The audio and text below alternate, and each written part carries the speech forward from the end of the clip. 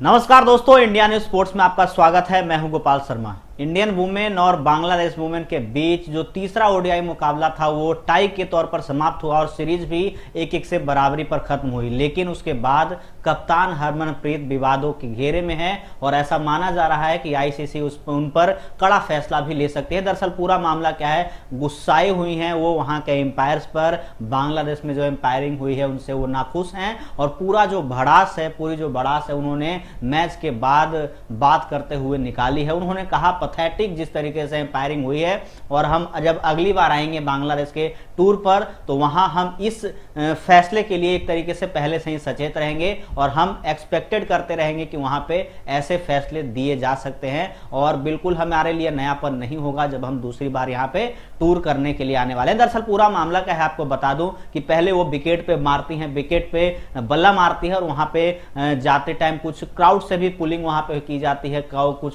Crowd से भी कहा जाता है। लेकिन उससे पहले जब बांग्लादेश पहले बल्लेबाजी करती है तो 225 रन बनाने में कामयाब रहती है। 226 रन का टारगेट था भारतीय टीम के पास और हरमनप्रीत जब बल्लेबाजी कर रहे थे तो 2 विकेट गिर चुके थे। 160 रन 34वां ओवर चल रहा था। नाहिदा अख्तर जो कि बांग्लादेश की स्पिनर है उन्होंने गेंदबाजी की कमान संभाली।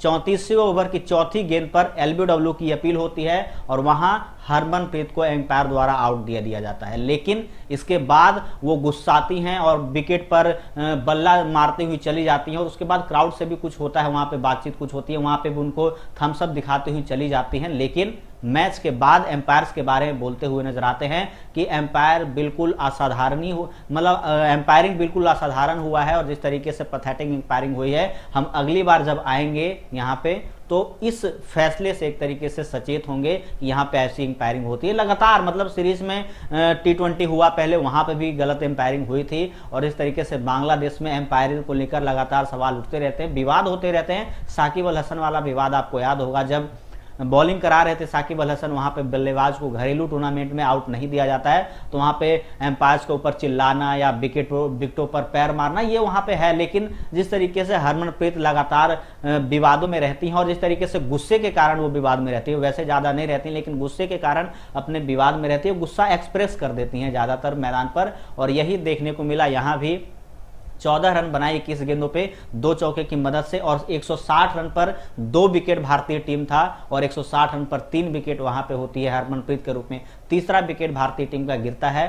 अगर वो खड़ी रहती थोड़ी देर और तो मुकाबला जा सकता था भारत के पक्ष में और भारतीय टीम एक ड्राइविंग सीट पर मौजूद होती, वैसे तो थी लेकिन उसके बाद लगातार अंतराल के बाद विकेट गंवाती रही भारतीय टीम। तो गेम अवेयरनेस भी यहाँ पे कह सकते हैं भारतीय टीम का सही देखने को नहीं मिला। लेकिन हरमनप्रीत कौर भारतीय टीम की कप्तान, उनको इस तरीके से फैसले या इस तरीके से छोटे विवादों पर ध्यान नहीं देना चाहिए जो एक तरीके से सही भी साबित हो सकता है कि आपके अगर गलत एम्पायरिंग भी हुई थी तो आपको चुपचाप चले जाना चाहिए था, इतना एक्सप्रेस नहीं करना चाहिए था जो कि हरमनप्रीत कौर जाने नहीं जाती कि अपने भावनाओं को रोकने के लिए वो एक्सप्रेस कर देती है मैदान पर। जिस तरीके से दूसरे खिलाड़ियों के साथ भी अगर उनकी नोकझोंक होती है तो वहीं पे वो निकाल देते हैं पूरी भड़ास जिस तरीके से, लेकिन यहाँ पे एक्सप्रेस कर दिया और मैच के बाद बिल्कुल बोलती हुई नजर आई हैं कि पैथेटिक एम्पायरिंग हुई है और जब हम अगली बार आएंगे तो यहाँ पे अवेयर होंगे कि किस तरीके से एम्पायरिंग यहाँ पे होती है। बहुत विवादास्पद रहा जिस तरीके से उन्होंने सारी बातें कही क्योंकि लोकल एम्पायर ही थे। आपको बता दूं बांग्लादेश के ही एम्पायर थे